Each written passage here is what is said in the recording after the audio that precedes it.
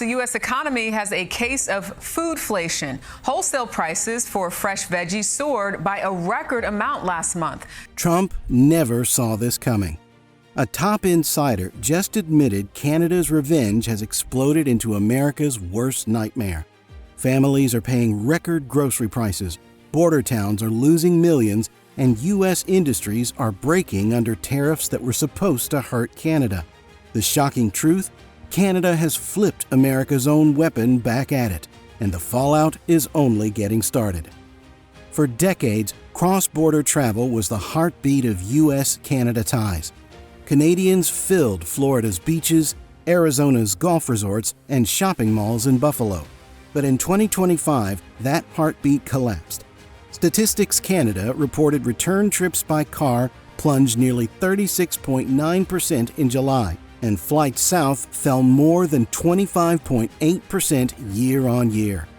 What once looked like an endless flow of tourism has slowed to a trickle. The reasons are clear: tariffs piling up, Trump's insults toward Canada, and even his shocking mention of making the country America's 51st state. Canadians answered with their wallets. Families are staying home, spending money locally, or traveling to Europe and Asia instead. For the first time ever, more Americans are driving north than Canadians heading south. Even U.S. airports are reporting a small uptick in American visitors to Canada, while Canadian traffic to the U.S. collapses. The damage is showing in border states. Hotels, restaurants, and tourist attractions that once thrived on Canadian dollars are bleeding revenue. Owners in Florida, Arizona, and New York warn business has dropped to dangerous levels. Tourism, once a safe engine for local economies, is sputtering. This isn't a seasonal dip, it's political backlash hitting hard. Every missed trip represents thousands lost. Canada has quietly delivered its payback, not with weapons, but by closing its wallets. And America's tourism hubs are left stranded in the fallout. If tourism is collapsing, tariffs are the real wrecking ball in this trade war. On August 1st, Trump raised duties on Canadian imports from 25% to 35%, calling it a move to protect national security.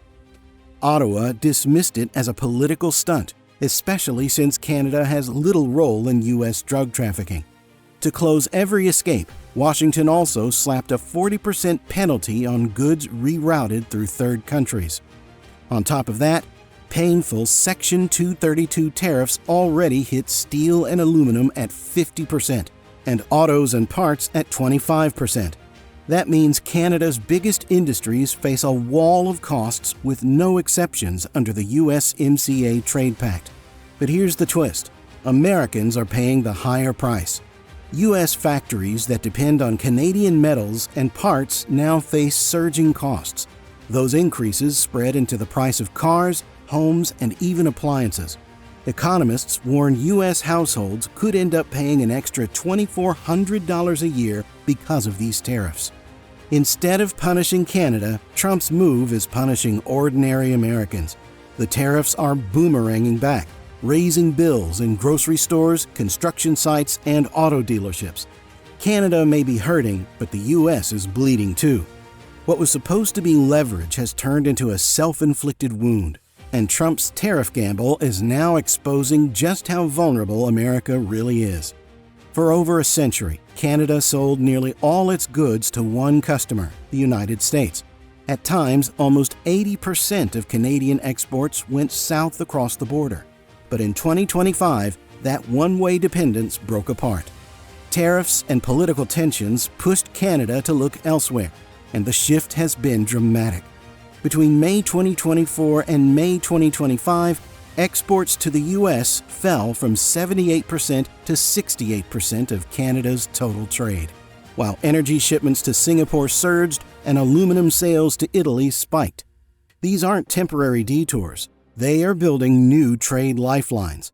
Canada's trade deficit even narrowed within a single month, dropping from $7.6 billion to $5.9 billion, largely due to gold and minerals heading overseas. Analysts caution some of this growth comes from companies rushing orders before tariff deadlines.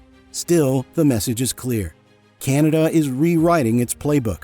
For the first time in decades, it is proving it can escape America's grip. Geography and supply chains will always make the U.S. a big partner, but Ottawa is signaling it will no longer put all its eggs in one basket. Diversifying trade is no longer just strategy, it is survival. And with every new route opened, Canada is turning U.S. pressure into momentum for independence. The more America tries to squeeze, the more Canada learns how to live without it. This is the quiet revenge hitting hardest, not in speeches, but in ships full of Canadian exports sailing past U.S. ports. As the tariff war drags on, Canadians are fighting back with their wallets. The Buy Canadian movement has exploded in 2025, no longer just a slogan, but a real shift in daily life. Surveys show that 2/3 of Canadians now avoid U.S. goods, even if it means paying higher prices. Supermarkets are filled with local brands, shoppers proudly choosing Canadian milk, steel, and even cars over American imports. This consumer wave is reshaping demand and giving domestic producers new momentum. At the same time, Canadian companies are rushing to meet the strict rules of origin under the USMCA trade deal. Before the dispute, only half of exports qualified, but now compliance has already climbed to 2/3 and is projected to hit 90% by the end of 2025. The cost is high, with audits and supply chain changes, but it keeps access to the U.S. market alive. Policymakers are also tearing down barriers inside Canada itself. Studies show removing trade walls between provinces could add $92 to $161 billion annually to the economy every year, translating to more GDP per person. Energy remains the ace up Canada's sleeve. While U.S. demand is strong, Ottawa is redirecting oil and gas toward Europe and Asia, making sure Washington can no longer use energy as leverage. For Americans, the message is painful. They're being shut out of a market they once dominated. Canada is proving it can buy at home, trade abroad, and leave U.S. producers stranded. This boycott is not just about pride, it's about building resilience for a future without American dependence. Politics has become the final battlefield in this trade conflict. Since the summer of 2025, when a U.S. trade deadline passed with no deal, Prime Minister Mark Carney had taken a tougher line than ever. He has told Canadians that the country will not trade its sovereignty for tariff relief. Instead, he has promised resilience, new trade routes, and less dependence on Washington. The Canadian public is standing firmly behind him. Polls in February 2025 showed that over 90% of Canadians want to cut U.S. reliance, and 2/3 now view America less favorably than before.